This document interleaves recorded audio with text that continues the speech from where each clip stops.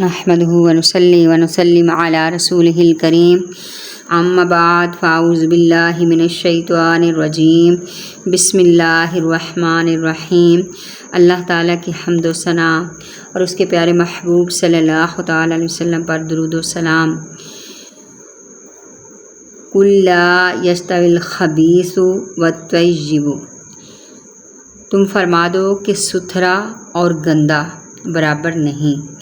ولو اعجبک کثرۃ الخبیث، اگرچہ تجھے گندے کی کثرت بھائے۔ فاتقوا اللہ، تو اللہ تعالیٰ سے ڈرتے رہو۔ یا اولی الالباب، اے عقل والو، لعلکم تفلحون، تاکہ تم فلاح پاؤ۔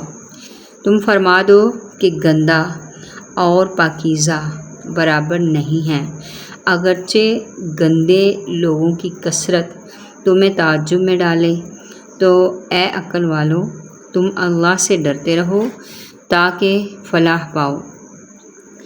قل لا یستوی الخبیث والطیب، تم فرما دو کہ گندا اور پاکیزہ برابر نہیں ہیں۔ اس آیت میں فرمایا گیا کہ حلال و حرام، نیک و بد، مسلم و کافر اور کھرا کھوٹا ایک درجہ میں نہیں ہو سکتے، بلکہ حرام کی جگہ حلال، بد کی جگہ نیک، کافر کی جگہ مسلمان اور کھوٹے کی جگہ کھرا ہی مقبول ہے۔ وَلَوْ أَعْجَبَكَ كَثْرَةُ الْخَبِيثِ، اگرچہ گندے کی کثرت تمہیں تعجب میں ڈالے۔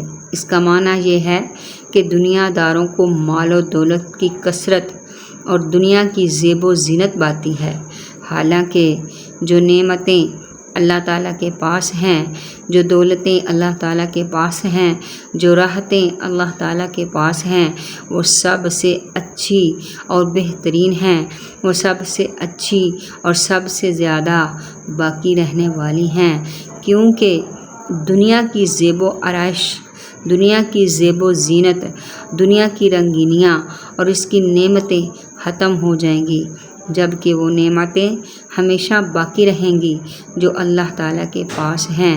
اس سے معلوم ہوا کہ دنیا کے مال و دولت کی چاہت، اس کی نعمتوں اور آسائشوں کی خواہشات اور اس کی رنگینیوں سے لطف اندوز ہونے کی تمنا میں لگے رہنا، دنیا کو سجنے سنورنے میں لگے رہنا، دنیا کے پیچھے بھاگتے رہنا، اپنی دنیا کو بہتر بنانے میں لگے رہنا اور اپنی آخرت کی تیاری سے غافل ہو جانا، اپنی آخرت کو بھول جانا، اپنی قبر کو بھول جانا، حشر کو بھول جانا، میدان محشر کی شرمندگی کو بھول جانا انتہائی مذموم ہے، مذمت شدہ ہے، انتہائی ناپسندیدہ ہے۔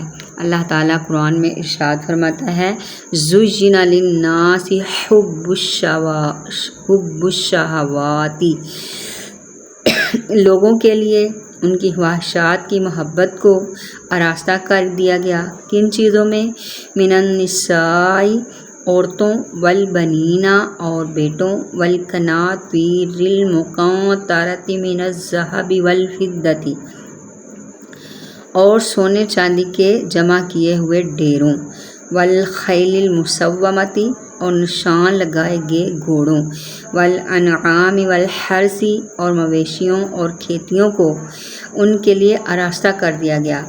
ذالک متاع الحیات الدنیا، پھر فرمایا یہ سب دنیاوی زندگی کا ساز و سامان ہے، یعنی دنیا میں برتنے کے لیے ہے، دنیا میں ان سے دل لگانے کے لیے یہ چیزیں نہیں ہیں، بلکہ یہ ہمارے برتنے کی چیزیں ہیں، ہماری ضرورت کی چیزیں ہیں۔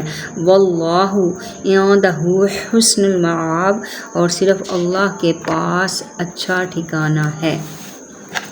سبحان اللہ۔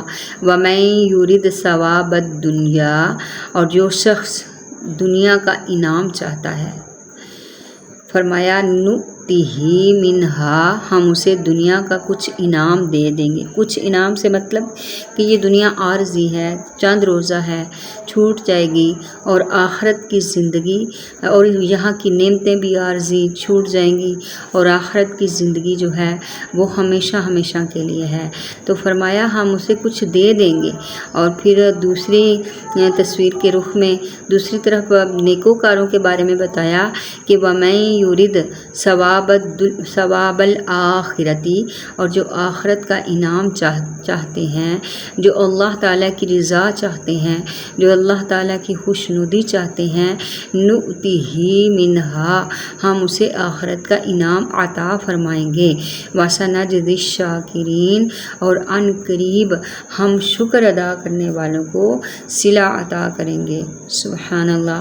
حضرت زید بن ثابت رضی اللہ تعالیٰ عنہ سے روایت ہے کہ رسول محتشم صلی اللہ تعالیٰ علیہ وسلم نے ارشاد فرمایا، جو شخص ہمیشہ دنیا کی فکر میں مبتلا رہے گا اور دین کی پرواہ نہ کرے گا تو اللہ تبارک و تعالیٰ اس کے تمام کام پریشان کر دے گا۔ استغفر اللہ، اللہ اکبر۔ کام کیا ہوں گے؟ یعنی اسے دنیا کی فکر رہے گی، دن کی فکر، رات کی فکر، کھانے کی فکر، پہننے کی فکر، سونے جاگنے کی فکر، انہی فکروں میں وہ غرق ہوا ہوگا، ڈوبا ہوا ہوگا، اور اس کی مفلسی ہمیشہ اس کے سامنے رہے گی، اور اسے دنیا اتنی ہی ملے گی جتنی اس کی تقدیر میں لکھی ہوئی ہے۔ یعنی اس طرح پریشان رہنا کہ مجھے میرا یہ نہیں ہو رہا، میرا وہ نہیں ہو رہا، یہ سب کچھ اللہ کے سپرد کر دے، اور اگر اپنے اوپر رکھے گا کہ میں خود ان کے دوڑ بھاگ کرتا رہے گا تو فرمایا جتنی مرضی دوڑ کر بھاگ کر لے، جتنی مرضی دنیا کے لیے ایفرٹ کر لے، محنت کر لے، کوشش کر لے، ملے گی اتنی جتنی اس کی تقدیر میں لکھی ہوئی ہے۔ اور جس کی نیت آخرت کی جانب ہوگی، جس کی نیت اللہ تعالیٰ کی رضا ہوگی، اللہ تعالیٰ کی خوشنودی ہوگی، اللہ تعالیٰ کو راضی کرنا ہوگا، اللہ تبارک و تعالیٰ کے ساتھ اپنا رشتہ جوڑ کے اور سب کچھ اللہ تعالیٰ کے سپرد کر دے گا، تو اللہ تعالیٰ اس کی دل جمعی کے لیے، اس کے دل کو اطمینان دینے کے لیے، اس کے دل کو سکون دینے کے لیے اس کے تمام کام درست فرما دے گا۔ سبحان اللہ۔ یہ کیسے نہیں ہو سکتا کہ آج دنیا داروں کے کوئی امیر، کوئی لیڈر، کوئی وزیر ہمارے کام بنا سکتا ہے، تو اللہ تبارک و تعالیٰ نے تو ان کو امیر بنایا، ان کو وزیر بنایا۔ خزانوں کا مالک تو اللہ ہے، رحمتیں اللہ کے پاس ہیں، نعمتیں اللہ کے پاس ہیں۔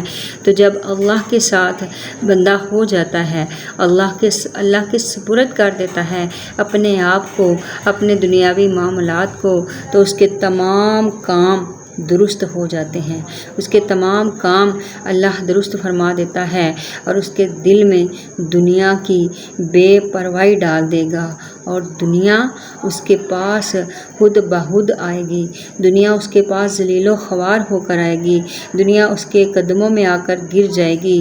حضرت ام المومنین حضرت عائشہ صدیقہ طیبہ طاہرہ رضی اللہ تعالی عنہا سے روایت ہے کہ حضور اقدس صلی اللہ تعالیٰ علیہ وسلم نے ارشاد فرمایا، دنیا اس کا گھر ہے جس کا آخرت میں کوئی گھر نہیں، استغفر اللہ، اور اس کا مال ہے جس کا دوسرا کوئی مال نہیں، اور دنیا کے لیے وہ آدمی جمع کرتا ہے جس کے پاس عقل نہیں، استغفر اللہ۔